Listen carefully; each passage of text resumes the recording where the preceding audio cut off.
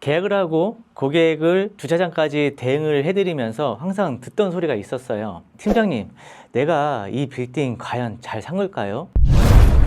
네, 안녕하세요. 아하빌딩의 이코치입니다. 빌딩을 이제 시작하려고 하시는 분들에게 제가 가장 많이 듣는 소리는요, 빌딩을 어떻게 봐야 하냐 이거예요. 제가 예전에 빌딩 팀장으로 빌딩 중개를 한창 하던 시절에요, 계약을 하고 고객을 주차장까지 대응을 해드리면서 그 엘리베이터에서 항상 듣던 소리가 있었어요. 그게 뭐냐면, 팀장님, 내가 이 빌딩 과연 잘 산 걸까요? 잘 산 거 맞지요? 이런 얘기였거든요. 계약하고 도장까지 다 찍고 나오면서 이렇게 물어보는 겁니다. 본인이 계약을 했지만 확신이 없으니까 이렇게 질문을 하시는 거죠. 그런데 빌딩은요, 기준만 잘 세우면은요, 내가 확신을 가지고 투자할 수가 있거든요. 그리고 정말 생각보다 쉽게 투자를 할 수가 있어요. 그런데 이 기준을 세우기가 참 어렵죠. 왜냐하면 빌딩은 다양한 변수가 있잖아요. 뭐 업종이 다르고, 뭐 위치가 다르고, 유효 건축물이 있냐 없냐, 또 횡단보도가 앞에 있냐 없냐, 건물이 낮냐 높냐, 오래됐냐, 뭐 깨끗하냐, 이 여러 가지 성격 때문에 이 빌딩이 참 기준 잡기가 참 어렵습니다. 아파트처럼 매각사리 하나만 가지고 투자할 수 있다면 얼마나 좋겠습니까? 아파트는 뭐 공장처럼 101호가 뭐 1억에 팔렸으면 102호도 대충 2억이겠구나 라고 쉽게 판단이 뜨잖아요. 그런데 빌딩은 옆 건물이 평당 5천에 팔렸다고 해서 이 건물 또한 5천이라고 할 수가 없는 거죠. 뭐 제가 아까 말씀드린 뭐 여러 가지 그런 성격도 있지만, 이게 5천에 팔렸다고 해서 외국에서 오신 분이 한국의 경제 사정도 모르고 그냥 5천에 살 수도 있는 거고, 지방에서 서울에 있는 건물 투자를 할 때도 잘 모르고 살 수도 있는 거고, 뭐 자기들끼리 그냥 거래를 할 수도 있는 거고, 어느 뭐 중개업자를 만나서 금액을 잘 모르고 속고 살 수도 있는 거죠. 그래서 이 빌딩은 단순히 매각사례만 가지고, 또한 이 감정가만 가지고 판단하시면 안 됩니다. 예전에는 싸고 그냥 감정가 수준으로 사면은 다 성공할 수가 있었어요. 왜냐면 어쨌든 내가 싸게 사던 비싸게 사던 지가 상승으로 가격이 올라갔기 때문에 누구나 다 성공적인 투자를 할 수 있었던 시대였거든요. 그런데 지금은 이제는 단순히 가격만을 가지고 판단해서는 안 된다는 거죠. 그럼 어떻게 판단을 해야 되냐?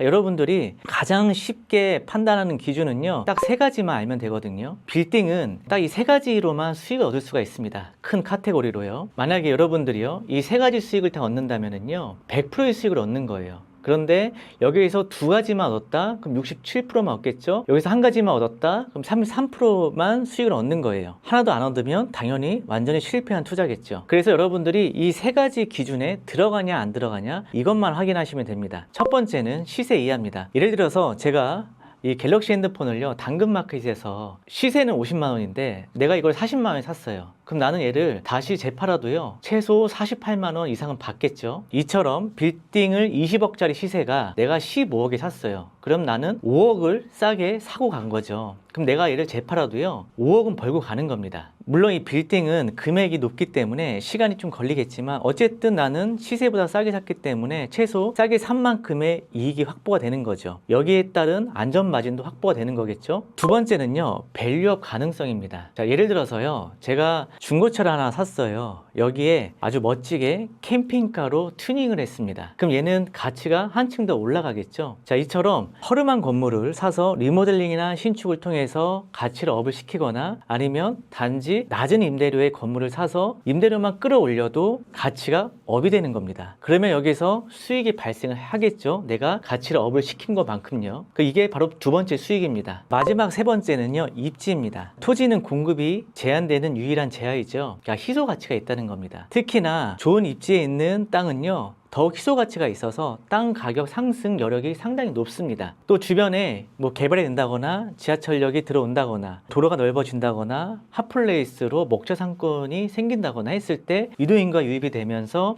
가격이 올라갈 수밖에 없겠죠. 유도인과 유입이 되면 임대료가 올라가고, 임대료 상승은 결국 건물의 가치를 상승시키는 효과를 보니까요. 자, 이렇게 해서 시세 이하로 내가 싸게 사고 건물의 가치를 높이고 좋은 입지를 산다면 이 세 가지 수익을 다 얻게 되는 거예요. 만약에 이 세 가지에서 좋은 입지를 샀는데 가격은 적당하게 샀어요. 대신에 내가 임대료는 1,000만 원에서 2,000만 원 올렸어요. 그럼 얘는 두 가지 수익을 확보를 하는 겁니다. 만약에 입지는 좋은데 시세도 적당하고 가치도 끌어올리지 못하고 그냥 임대료가 세팅되어 있는 거를 건물을 매입을 했어요. 얘는 단지 지가 상승으로만 가격이 올라가는 거죠. 그래서 이런 식으로 여러분들이 세 가지에 들어가냐 안 들어가냐 확인할 수 있는 겁니다. 그럼 제가 예를 하나 들어볼게요. 자, 서초구 잠원동이요. 얼마 전에 182억이 팔렸습니다. 이 건물이 감정가가 200억입니다. 그러면 얘는 일단 시세보다 상당히 저렴한 거죠. 감정가보다 20% 이상 저렴하니까요.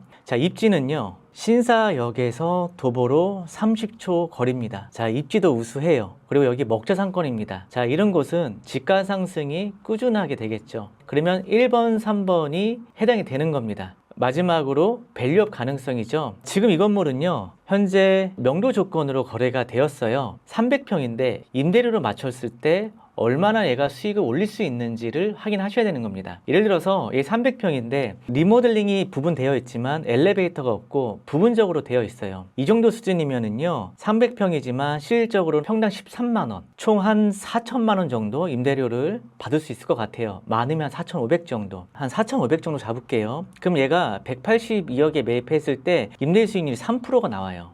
강남의 평균 수익률이 2% 초반이거든요. 3%가 나온다면 얘도 밸류업이 된다는 거예요. 그럼 얘는 시세 이하로 싸게 샀고 밸류업도 되고, 자, 입지까지 좋은 입지입니다. 그럼 세 가지에 들어가죠. 그럼 얘는 확실한 투자를 할 수가 있는 겁니다. 자, 이런 식으로 접근을 하시는 거죠. 자, 또 하나 볼게요. 중구 신당동에 있는 건물인데요. 87억 건물인데 감정가는 한 80억 초반 정도 나왔습니다. 그러니까 얘는 시세보다 싸진 않았어요. 적당한 가격에 매각이 된 겁니다. 그럼 얘는 1번이 해당은 안 돼요. 그리고 밸류업 가능성도 없습니다. 왜냐하면 얘는 신축 건물이고 이미 수익률이 3.6%가 나옵니다. 더 이상 밸류업 할 수가 없는 건물이에요. 얘는 첫 번째, 두 번째도 해당이 안 돼요. 마지막 세 번째, 입지거든요. 약수역에서 초역세권입니다. 대로변 코너고 아파트 대단지 앞에 있고, 약수역은 환승 역세권이죠. 좋은 입지에 있어요. 얘는 단지 지가 상승으로만 올라가는 거예요. 이런 식으로 해서 세 가지에 들어가냐 안 들어가냐 이것만 여러분들이 판단하신다면요, 확실한 투자를 할 수가 있고 결정도 빠르게 투자를 할 수가 있습니다. 그럼 오늘 영상은 이것으로 마치도록 하겠습니다. 저는 더 유익한 영상으로 또 찾아뵙겠습니다. 감사합니다.